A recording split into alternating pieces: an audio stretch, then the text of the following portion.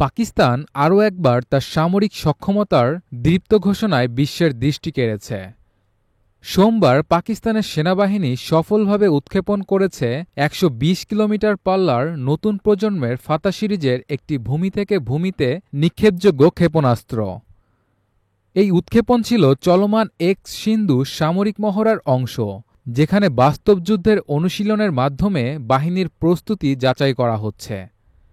পাকিস্তানের আন্তঃবাহিনী জনসংযোগ পরিদপ্তর আইএসপিআর-এর এক বিবৃতিতে জানিয়েছে, এই উৎক্ষেপণের মূল উদ্দেশ্য ছিল সেনাবাহিনীর সদস্যদের অভিযানে প্রস্তুতির মান নিশ্চিত করা এবং ক্ষেপণাস্ত্রটির উন্নত নেভিগেশন সিস্টেম কার্যকরভাবে লক্ষ্যে আঘাত হানতে পারে কিনা তা যাচাই করা। অত্যাধুনিক প্রযুক্তিতে তৈরি ফাতা ক্ষেপণাস্ত্র নির্ভুলভাবে নির্ধারিত লক্ষ্যবস্তুতে আঘাত হানতে সক্ষম, যা পাকিস্তানের প্রতিরক্ষা সক্ষমতায় এক নতুন মাত্রা যোগ করেছে। ক্ষেপণাস্ত্র উৎক্ষেপণের সময় উপস্থিত ছিলেন পাকিস্তানের সেনাবাহিনীর শীর্ষ কর্মকর্তা, কৌশলগত গবেষণা প্রতিষ্ঠানের বিজ্ঞানী, প্রকৌশলী ও অন্যান্য সংশ্লিষ্টরা। জয়েন্ট চিফস অব স্টাফ কমিটির চেয়ারম্যান এবং সেনাপ্রধান ক্ষেপণাস্ত্র উৎক্ষেপণে অংশগ্রহণকারী সদস্য, বিজ্ঞানী ও প্রকৌশলীদের আন্তরিক অভিনন্দন জানিয়েছেন। পাকিস্তানের প্রেসিডেন্ট আসিফ আলী জারদারি এই সাফল্যের জন্য গোটা জাতিকে অভিনন্দন জানান। তিনি সামাজিক যোগাযোগ মাধ্যম এক্সে দেওয়া বার্তায় বলেন, দেশের প্রতিরক্ষা সক্ষমতা বৃদ্ধির এই প্রয়াস অত্যন্ত প্রশংসনীয়। এটি আমাদের নিরাপত্তা বাহিনীর দৃঢ়তা ও প্রযুক্তিগত দক্ষতার প্রতিফলন। তিনি বিজ্ঞানী ও প্রকৌশলীদের অক্লান্ত পরিশ্রমের জন্য কৃতজ্ঞতা জানান এবং জাতীয় নিরাপত্তা রক্ষায় সরকারের দৃঢ় অবস্থার কথা পুনর্ব্যক্ত করেন। প্রধানমন্ত্রী শাহবাজ শরীফও এই সাফল্যের প্রশংসা করে বলেন, এই সফল উৎক্ষেপণ প্রমাণ করে পাকিস্তানের প্রতিরক্ষা এখন সুরক্ষিত ও দক্ষ হাতে রয়েছে।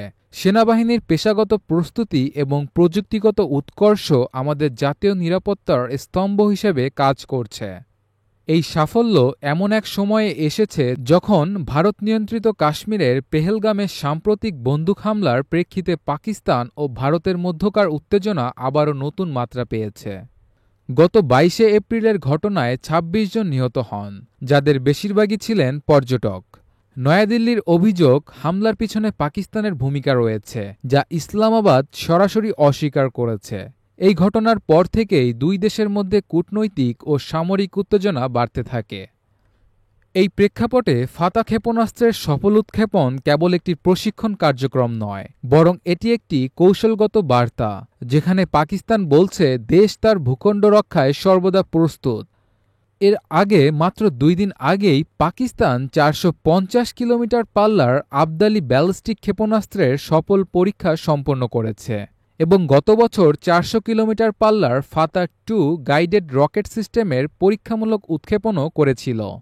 ধারাবাহিকভাবে এই সফলতা প্রমাণ করে যে পাকিস্তান প্রতিরক্ষা প্রযুক্তিতে ক্রমাগত অগ্রগতি অর্জন করছে।